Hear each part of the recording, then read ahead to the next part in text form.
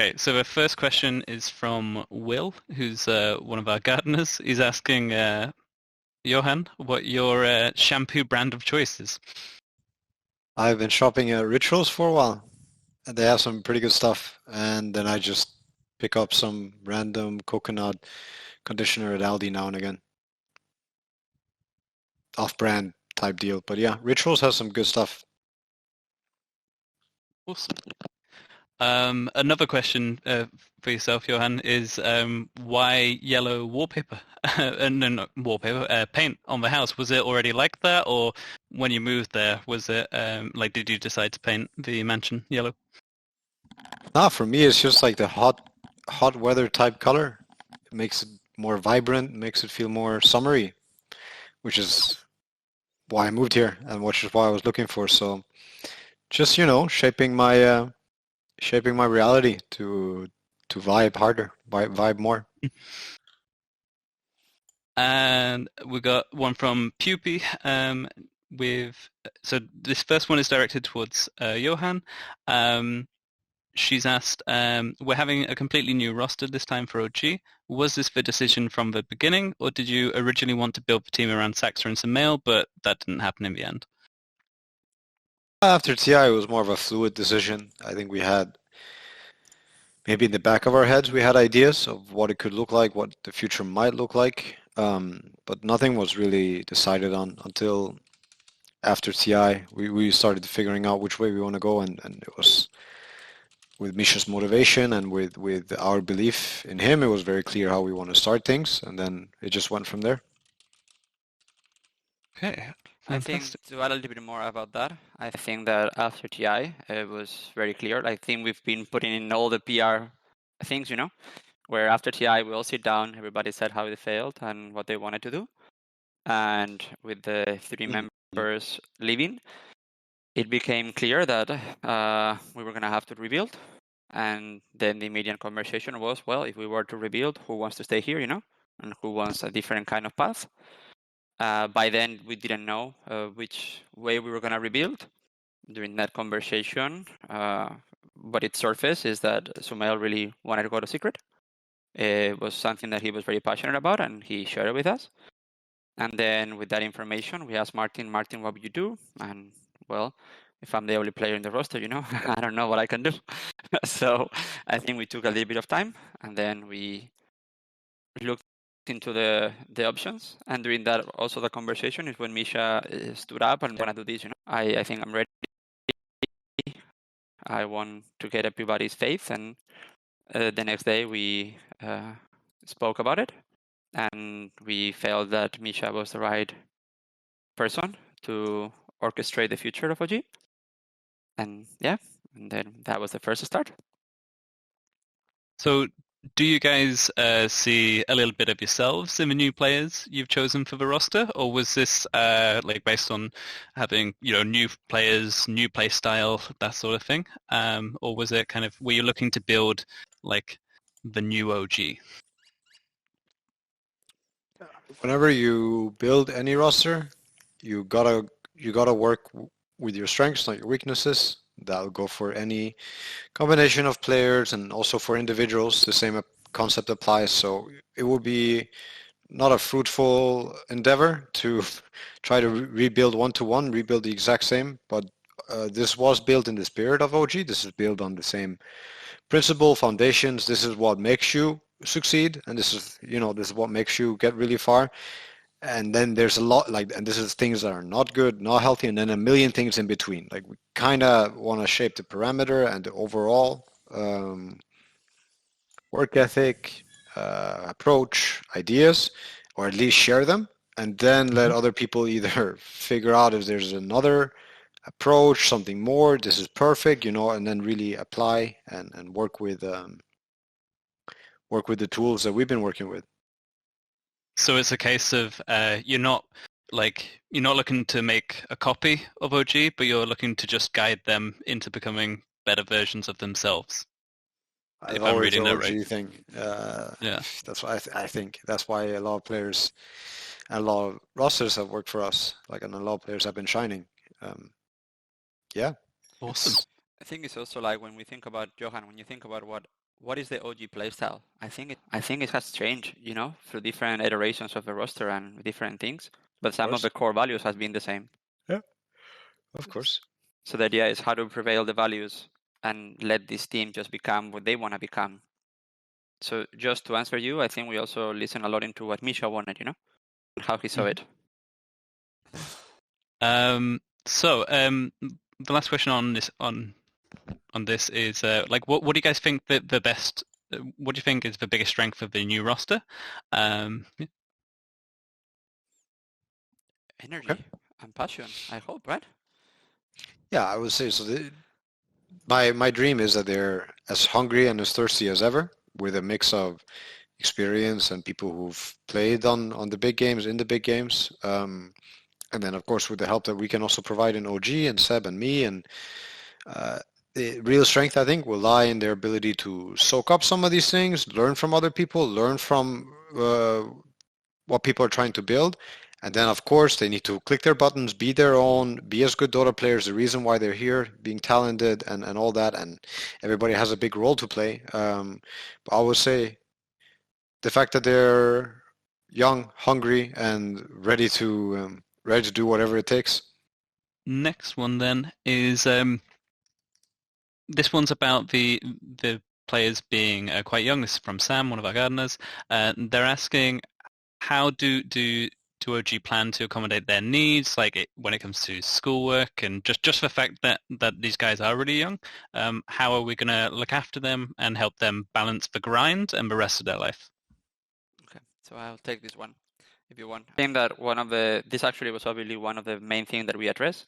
And I spoke with Johan, and because he started also very young, and his advice was don't make them grow too fast. They need to be young and they need to be kids and they need to be who they need to be right now without us having to try to fast forward them, through adulthood. And what we did is actually we have Walter, our manager, was promoted to Esports coordinator to help with everything that we will need. And we hire a new manager, our beloved Bonkers from OG Seed, that has been working in OG for a year and a half since. He's 41. He's the father of, I think, 3 kids. And he's going to be a great guidance and fatherly figure to many of them, or brotherly figure.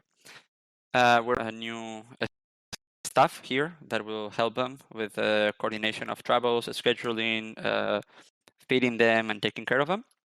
And actually, the 2 younglings, they are going to come here with family. Luckily for us in the house, we have room for everybody. One of them is going to continue going to school, and we are going to adapt to the best of our abilities the schedule around that. And in the mornings, we've made kind of the commitment to make room for him to do it. And then it's up to them, to figure out where the balance is and how the time is being divided. But we found actually all the families are very supportive. Obviously, when you're going to let your kids go away, and immediately the question is, so what is he going to eat? And, and is he going to be doing exercise? But we do have a gym, we have a pool, we have a place where they can exercise, and we will take them for walks, and we will take care of their food needs and all that. So, I mean, luckily for us, we are big enough we're a big enough org that we have the resources to do that. Fantastic. We've got a quick question for Topson, which is just about what's your favorite Malaysian food? My favorite Malaysian food, I go with nasi lemak. It's my favorite for sure. Classic. So we've got one that I think kind of all of you can chime in with. How do you guys feel about the news regarding JRX going to Evil Geniuses? How did you feel when you found out that was a thing? We're happy for him. He's a brother to all of us, and he talked to us and he said, hey, I feel like playing. This is what I want to do. And we would say, yeah, awesome, dude.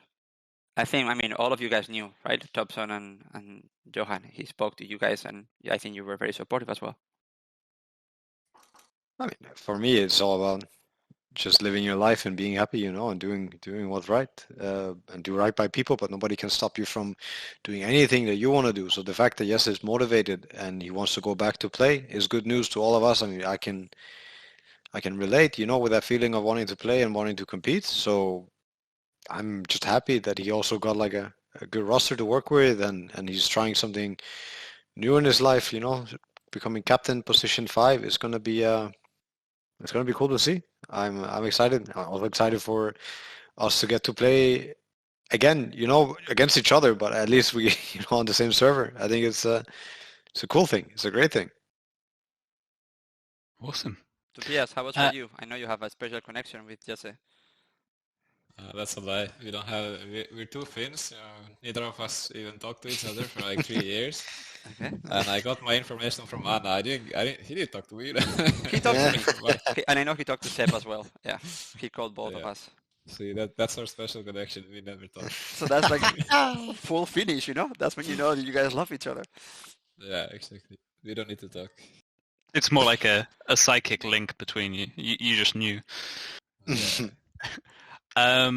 So how have like this for both you, Johan, Tobias, how have you guys been dealing with like winding down after TI? Is there anything specific that you do just to kind of fully get away from the competitive side of things? For me, it's usually eat and sleep.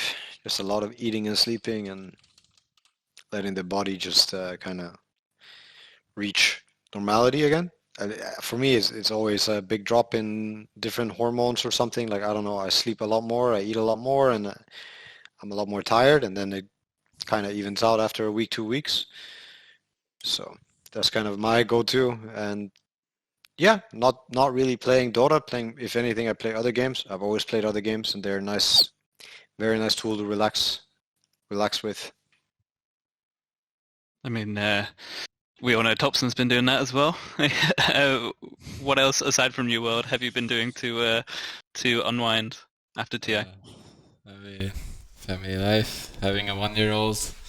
It's early mornings and not that much sleep, especially when they're sick. It's like you stay up the night and that kind of stuff. And so yeah, there's not that much like free time where I'm just like bored or anything. There's always something to do, and yeah, I've been doing a lot of more sports also, playing volleyball, that kind of stuff. Trying to get the revenge Oh yeah, for next being time you owned meet in me, volleyball at you the have no house. Johan has been doing gardening. He has like a tomato plant and beans and carrots. That's amazing. We'll have I some have egg my My own content garden for here in people to Finland, see. but it's too cold. Yeah, the north of the wall. So we got a question from one of our longtime users, Swordfish. He's asked, do you think that the DPC system needs to be like better funded or have any changes so that teams can survive on like non-TI earnings more easily? Or aside from that, are there any changes you would make to kind of make things a bit healthier for players and for organizations? I think we're always... This is the one that we're all going to get in trouble. So, Johan, just so you know, whatever you say will be used against you in Reddit. So, I would say that it just depends. But okay, Johan, you go first and then I'll chime in. Yeah, I mean, everything that you say in this topic, there's always be people to disagree and have another opinion and another side, and this is why it's not good. But at the end of the day, I think sustainability is the name of the game for investors and people who want their name out. You need to know what's going to happen next year, stability in terms of players and in terms of the ecosystem. I think if Valve were to either let go more or take more control but also more responsibility, both directions will be for the better. But right now there's a funny in between, and I would also really like to see how a more lenient year for the top of the professional scene. If you at least want these players to not chain retire or chain get burned out, you need to reward the best teams with less qualifiers and less pressure throughout the year. you can't be pressured 4 or 5 months out of 12 months, like fully under pressure of even making it to TI, of getting there, of qualifying to the qualifier, like qualifying to the major, and this and that. You need a different system for Dota to peak, and for Dota to peak at the right times, and for teams to be able to live and breathe through that. And then, yeah, within that, you can easily still create a healthy scene for tier 2 scene, as long as there's enough viewership. That's long story short. You could keep going, but yeah, Jay has a lot on this topic too. Yeah, but I do think that we're gonna get flamed. So I will say this: the truth is that right now, with TI being this big, the whole year is about qualifying to TI. It's undeniable. The prize pool is so big on one side and so small on the other one that all we're playing is qualifiers. The DPC are qualifiers to a major. The major is a qualifier to TI. Which, in a way, it really is. It adds to what Johan is saying. You know, you never have a break. You cannot really be in a different region and go and see your family. You're constantly on the grind, constantly having to perform just to make it to this incredible land at the end of the season that is TI. If you make it, your year is successful. If you don't, you have an awful year. That unfortunately limits the amount of people, sponsors, and organizations that can get into such a risky enterprise, you know? And unfortunately, that hurts how much salary the players can get. That hurts how much money there is in the scene and all that. So as Johan very well said, I think we're like somewhere in the middle, because we understand what they're trying to do and how they're trying to develop it. But I think they need to either own more or own less. Because right now, unfortunately, I think that some of these legendary players taking a break is direct correlation from how the system is working right now. It's really draining on them. It's really, really draining. Okay, fantastic. Thanks for answering that one, guys. We've got an interesting one here from Goku Time. They've asked, how nerve-wracking is it to play on TI main stage, and what kind of like techniques or small tricks have you kind of taught yourself to deal with that pressure? Like, do you guys just block out the crowd, think of it like a high-stakes game, or do you like gain any power from that energy?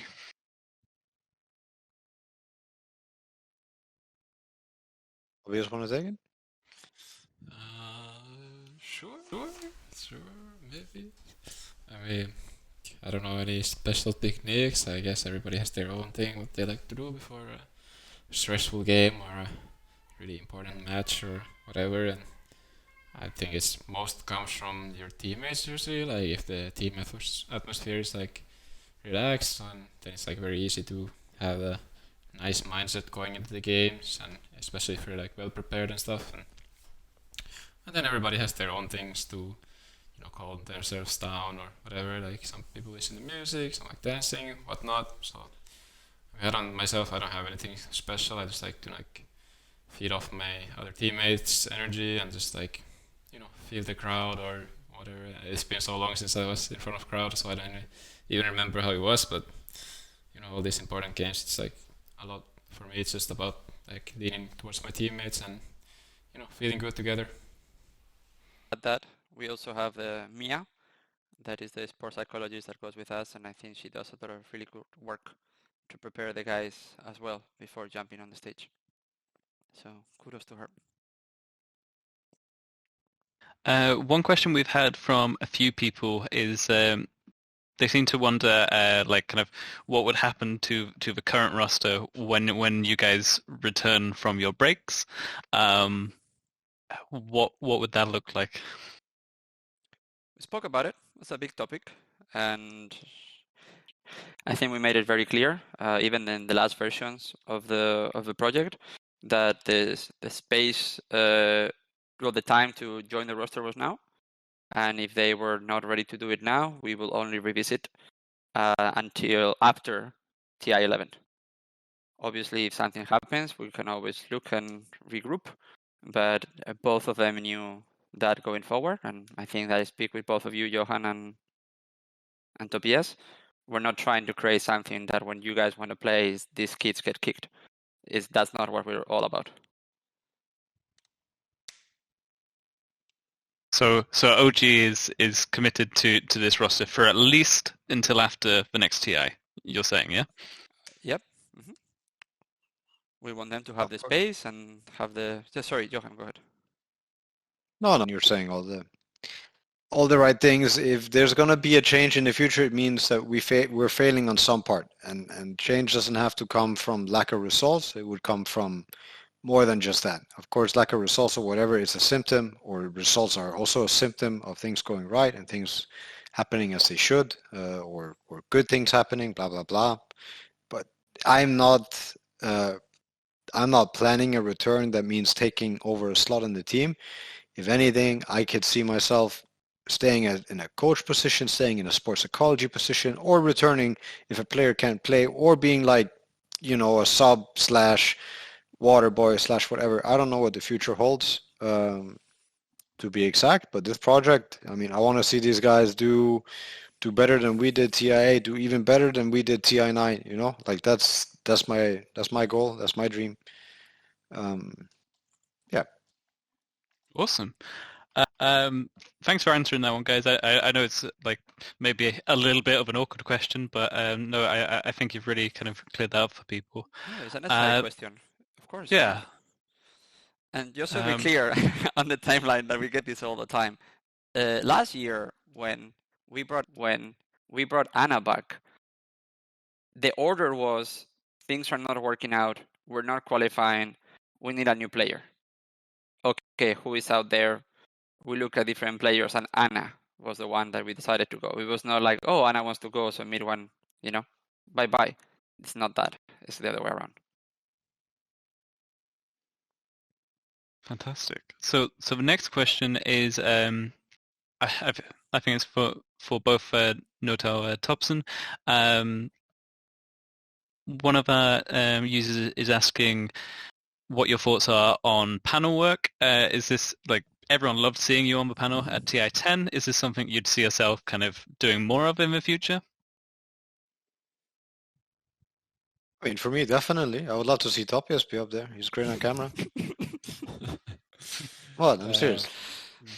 We'll see about that. If I really want to get into an event, and then that's my last hope, then maybe I'll give it a go. See how it goes. Huh? No, I think it's fun. I think it's great fun, and I think I could talk Dota for days, and I wouldn't mind doing paneling in the future. I hope to be at events, and I hope to be around the best games, and maybe get to cast or panel or whatever, some of them. I'm still big Dota fan. Okay. The user Bad News has asked, was Team Spirit's dominance at TI like part of the inspiration for going so young with this new iteration, or was that kind of something you had planned from the start? I think we always went young in OG for a lot of the players that we've had. It's always about a good mix, I would say, of like experience and motivation / freshness / new blood, whatever. I mean, I think it's still a big surprise that Team Spirit, one being such a average young team, but they still had a mix of both experience and veteranism. But it's just a testament to something that I think a lot of teams know is good, is young talent. Young talent is a great mix, or mix is great.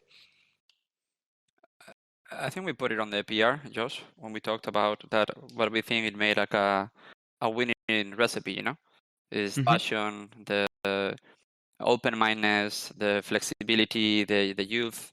I mean, that could be found more in youth.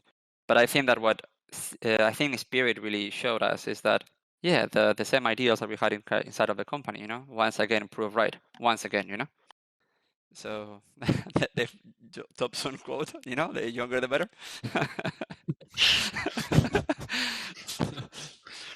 So it was confirmation of the idea rather than the start of the idea. It was something you guys had believed in for a while, and then seeing them do so well is kind of like, yep, I was right on that one. I'll give you a little bit of a more Dota answer. Okay, I think that there is a specific people that have been for a long time in teams that have maybe a way of seeing Dota, and that might not allow them to see Dota in a different way, you know, because they've been stuck or had success or different levels of success on that. And I think the young guys will hopefully bring, you know, that open-mindedness, and they can all teach each other and they can improve much faster, you know, because Dota is a game that changes so much and so fast that keeping that open-mindedness will make you just be able to be more flexible and more dynamic than other teams. Amazing. So let me just find the next question. So this one from Iserike, who's another one of our kind of more active users, and I think he's asking about one of the kind of topics that maybe isn't talked about too much in esports. How difficult have you both found it throughout your esports career, getting used to like maybe moving to a new country, like having to kind of learn a new language to like just to take part in Dota? You know, was that kind of something difficult? What's your experience with it, basically? I would say for most of the teams in the European or Europe region, it's really about your English first of all, and then if you wanted to learn languages for the sake of Dota, you'd probably be learning Mandarin and Russian on top of it, on top of English. But with English, you'll manage. With Russian and Chinese or Mandarin, you can definitely manage to get in, you know, a certain amount of teams. But I would say for us, it's not been too much of a challenge. You know, I mean, Topi is from Finland. I know he's probably had good English since he was young teenager. Same thing for me. Same thing for a lot of people who are in Dota from the Euro region. So that part, not too much of a struggle, but you get to travel and you get to see cultures, which is a great thing for human beings to do. You get to see and kind of like you remove the illusion or the veil of what other countries are like or other people might be like and realize that, oh, okay, we're all just people. And that thing is pretty invaluable and an awesome experience, I'd say, that to get from Dota, you know, get to travel around and see other countries, see other cities, see other people. So in your travels then, what's this is a question from me. What's probably your favorite memory of somewhere you've gone while traveling? So it could be you've traveled for a LAN and then you've gone to see a site or even just to like a nice restaurant or something. What's your favorite memory from your esports travels? I mean, I think Topia is like Malaysia, right? Yeah, life memories. Mm-hmm. I don't know. Yeah, that's probably my best memories from there. Yeah. Mm-hmm. Would you like to elaborate, or we're just gonna? Cyper Resort. Yeah. Cyberjaya Resort. Awesome. Yeah. But for me, it's Seattle. Yeah. The weather and the area in Bellevue. Seattle. Our next question is from a guy called Zonrox. This is specifically for you, Johan. Are we going to see you play Meepo again in the future? I'll stream some Meepo. I think the hero's not too bad, honestly. I think he's pretty good now. Yeah, I'll stream some Meepo. Good times. This next one is for Topson. It's from Jackie AP. They've asked Topson, as the new laner, as the new mid laner, BZM is just like 16 years old, has a lot to learn. What do you think is the one thing he should learn from you, like and the way you played, and what's the one thing he maybe shouldn't learn? I'm not good at answering questions like this. Probably he doesn't really need anything to learn from me. Just like, you know, being himself, I guess, and just like, you know, just be yourself, have your own kind of style, you know, believe in your own style, and don't fall into the pressure that other people give you that you need to do this and that. Just believe in yourself, and I'm sure has the talent, and he's such an amazing player, so I'm sure that's enough. What he shouldn't take from me, I would say my laziness sometimes. If I'm not motivated, then yeah, don't take my laziness. Cool. One question, which I think has been on everyone's mind since a certain tweet that went out recently. Johan, how's your standing desk? Amazing. It's a good change. I'm still getting used to it. Like 1 hour a day right now, and then I'll hopefully get 2 hours soon, and then 3, and then probably somewhere like 4. I'll be happy with my result. Stand up 4 hours a day and instead of sitting. Yeah. TI12, Johan is asking for a standing chair. I mean, And I don't know. Oh, it's standing table. I don't know if we'll even get one chair, or one table. Oh yeah, totally. Hey, look, they play from the kitchen and it works, Maybe that was the thing. Maybe we should all play from the kitchen. Eat, sleep, Dota, repeat. Just put the bed in there as well, We don't have to get out. Don't have to move anywhere. Just Don't have to move. Okay, amazing. Well, I think we're kind of coming to the end of our time here. So one thing I'd just like to say kind of before we go is, thanks to the 800 people we've got in here. That's amazing. Johan, Tobias, Jay, is there anything you guys would like to say to the fans? We'll start with you, Tobias, if that's cool. Sorry, okay, I kind of cut off. Yeah. What was that?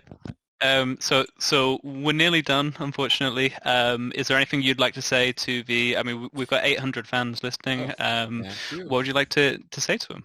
Thank you, everybody who's been here and throughout all the years also who've been here, and I'm really grateful for all you guys who've been always supportive and giving your energy and giving so much motivation for me and probably the whole squad to keep on playing and showing our best. And yeah, thank you guys.